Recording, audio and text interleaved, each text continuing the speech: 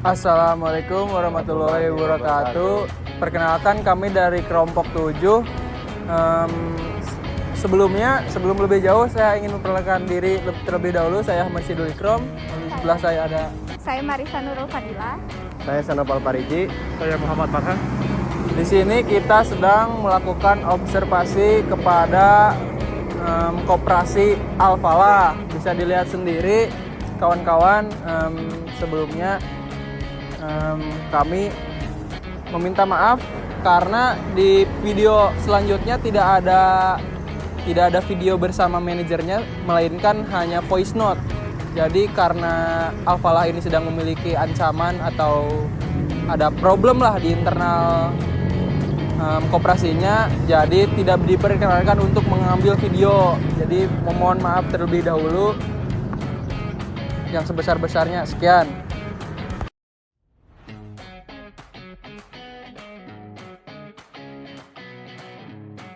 Perkenalkan di sini Pak, saya Marisa Nurul Fadila dari Universitas Majalengka dan teman-teman saya. Siapa satunya? Sebelum izinnya perkenalkan, nama saya Serap Alpariji dan Siapa? Sean Raup Alpariji. Sean. Sean. Sehan. Sean. Sehan. Maaf ya sampai saya tulis. Sean. Sehan. Raup Alpariji. Raup. Oke. Panggilannya? Sean. Sehan. Oke. Dari Prodi Manajemen Fakultas Ekonomi dan Bisnis Universitas Majalengka. Oke. Lanjut. Saya Ahmad Saidul Ikrom, Pak. Ahmad. Ikrom. Saidul Ikrom. Panggilannya? Ikrom. Oke, Ikrom. Terus Kalau saya Muhammad Farhan. Muhammad Farhan. Ya. Kalau ini tuh satu jurusan. Satu jurusan semua ya? Satu kelas. Satu kelas. Satu kelas berarti dalam satu mata kuliah. Iya. Oke. Dalam tujuannya mata kuliah apa? Manajemen Koperasi. Manajemen koperasi.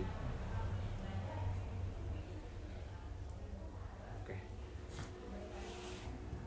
Saya persilahkan barangkali bisa disampaikan dulu terkait memang tujuannya ya, lalu mungkin poin-poin apa yang akan didapatkan dari teman-teman dari BMT Al-Falah. Monggo, siap. Izinnya Pak, mungkin untuk yang awal sih kita ingin mengetahui latar belakangnya dulu. Koperasi BMT Al-Falah ini kan kalau yang saya tahu ini pusatnya itu kata Masnya di Sumber ya Pak? Betul, ya. di Sumber. Ya, ingin tahu kalau berdirinya cabang yang di Raja Galuh itu tahun berapa? Oh, Terus oke. yang pusatnya di Sumber itu mempunyai cabang berapa ya Pak? Oke, siap. Ya. Berarti itu mah lebih ke latar belakang sama cabang Raja Galuh. Oke, ada lagi? Mungkin tadi menarik sekali ya Pak, bahwasanya BMT Al-Falah ini sedang memiliki ancaman lah dari luar ya. Oh iya betul. Udah, Jadi sabun. itu kan sangat mengganggu lah internal daripada Sangat. Al-Falah itu sendiri. Bagaimana cara internal atau pengurus Al-Falah untuk mengidealkan kembali mengidealkan kembali situasinya untuk merubah cara pandang orang lain supaya Al-Falah itu gak gini loh. Iya. Al-Falah itu Oke. gini-gini. Sip. Ada lagi? Kalau untuk di BMT Al-Falah sendiri itu ada beberapa jenis pembiayaan yang tersedia atau akad syariah yang digunakannya. Akad syariah seperti apa Pak? Angka dan produk aja ya. Iya Pak. Lebih utama yang nanti saya jelaskan. Lalu ada lagi Farhan? Ya jadi Pak, mengenai hal yang sama tadi ya. Untuk permasalahan yang tadi disebut ancaman, ada nggak pengembangan yang akan dilakukan selanjutnya gitu? Dan tahapan-tahapan selanjutnya ya?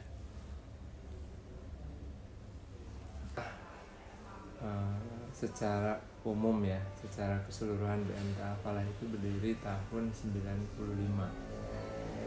Itu letaknya memang dulu dirintis di Kabupaten Cirebon, tepatnya di Sumber. Yang ke Sumber siapa? Marisa saya sampaikan untuk ke sumber langsung. Itu kantor pusatnya yang depan, yang seberang, yang dekat lampu merah. Marisa ke situ dulu atau langsung ke belakang, kantor belakang? Ke belakang, ke yang Langsung pasar. ke belakang? Iya, Oh, enggak ke kantor yang depan? enggak. Oh iya. Kalau tahu yang kantor yang depan? Tahu. Yang dekat lampu merah. Eh. Nah itu kantor dulunya. Kalau dulu sekali memang di kantor dekat pasar daerah kantor ya pusat saat ini. Gitu. Kalau untuk Raja Galuh sendiri itu berdiri tahun 2011. 2011 itu dulu bukanya kios kecil di komplek pasar Terminal Gunung, tahu? Ya. Terminal Gunung kan banyak ruko tuh sekelilingnya. Dulu pertama kali buka di kios pasar Gunung di sana. Lalu setelah 2 tahun pindah ke ruko dekat Ciputri. Yang sekarangnya, yang dulunya BRI, belokan kan BRI itu dulu mah. Ya, daerah situ tuh, jajaran situ. Nah, dulu kami di situ ada kurang lebih 10 tahun. 7 tahun lah, kurang lebih 7 tahun. Dan pindah ke sini mulai tahun 2020 di gedung saat ini. Ya, jadi kita dalam satu kantor terdiri dari 7 orang. 7 orang itu posisinya ada 1, 2, 3, 4 posisi. Yang pertama saya manajer cabang 1 orang, 2 marketing 2 orang, 2 orang lagi kolektor itu yang mupu tabungan di pasar, karena kan kita sistemnya menabung, sistemnya nabung harian. Yang satu lagi teller 1 orang, dan 1 jabatan lagi administrasi atau CS 1 orang. Jadi satu kantor Raja Galuh dibawahi 7 orang. Al-Falah sendiri saat ini sudah memiliki 7 cabang dan 3 kantor cabang pembantu. Jadi, teman-teman, kalau boleh tahu, Marisa dari Kumbung. dari sini. Kalau saya Dari Leuwi Mending. Leuwi Mending dan Blama. Blok Parakan, apa? di Parakan. Parakan. Kalau siapa tadi? Ikram? Saya di Majalengka, Pak. Kota sana, dari sana. Kalau Farhan? Sama Majalengka juga. Oh, Majalengka. Oke, jadi barangkali ke depannya teman-teman bisa ingin merasakan atau misalkan berkunjung, bisa tadi ada 10 kantor layanan itu. Ya.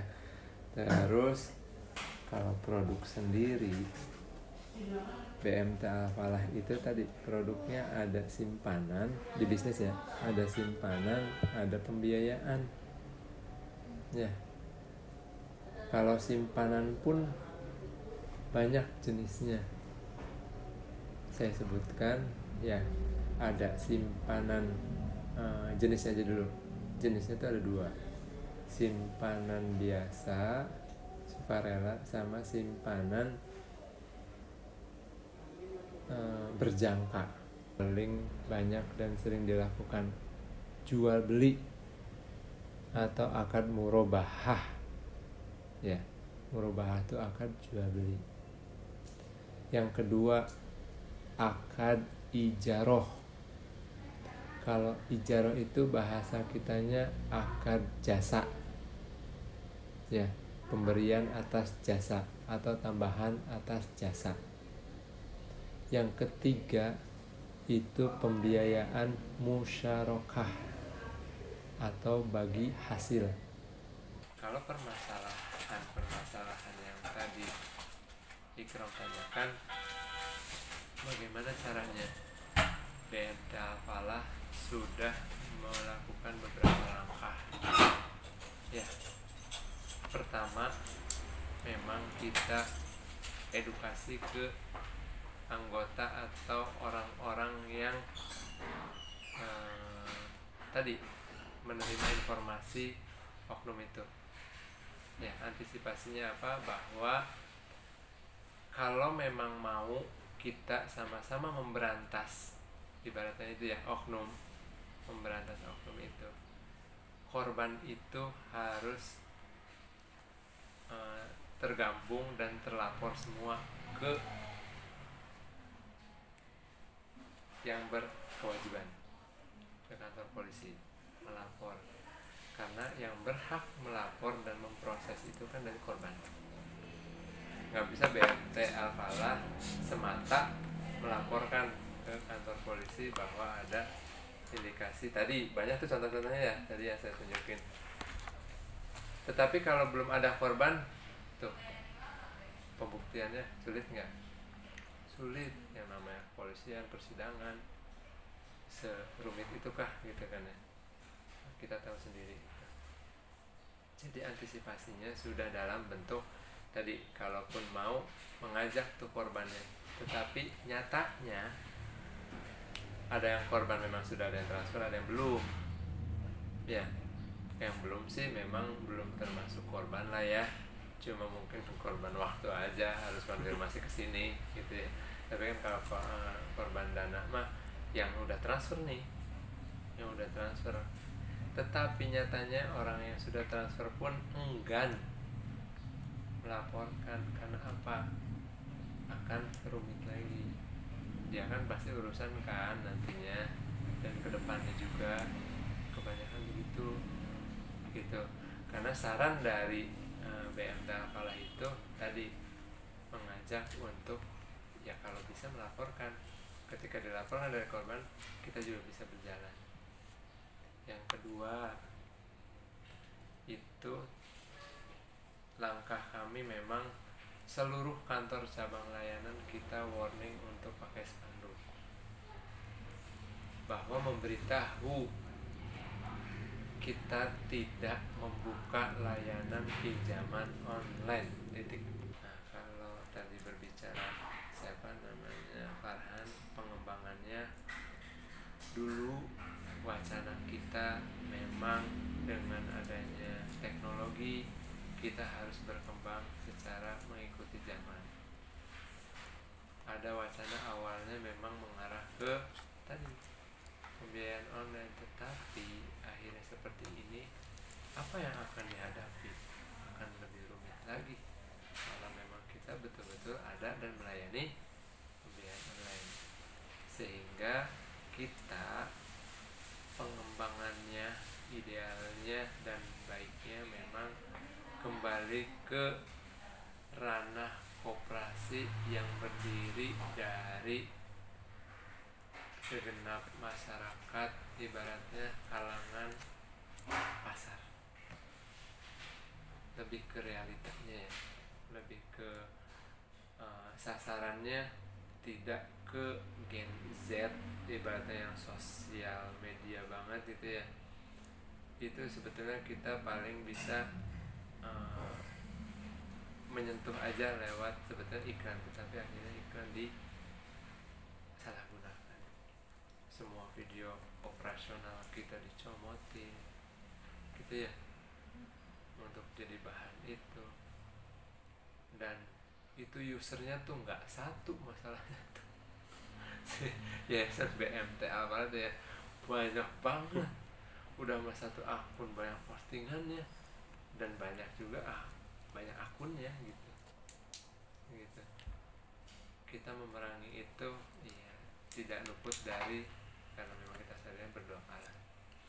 Satu sisi ada manfaatnya, karena apa? BMT Al-Falah dikenal banyak orang ya, tapi terkenalnya kan sisi buruk lah di sananya gitu. Tapi minimalnya namanya gitu sudah mengudara, paham ya, sampai situ. Tapi negatifnya ya teman-teman kantor layanan banyak terhampiri oleh warga yang menanyakan konfirmasi betul atau tidak, dan kita yakinkan tidak gitu. Tapi ada sebagian yang sudah transfer dan ada sebagian yang belum transfer, hanya menanyakan dulu konfirmasi dulu betul atau tidaknya. Itu ya, jadi itu informasi yang dapat dengan baik. Ya, Pak. Itu aja. Terima kasih Pak udah melakukan observasi. Sama-sama.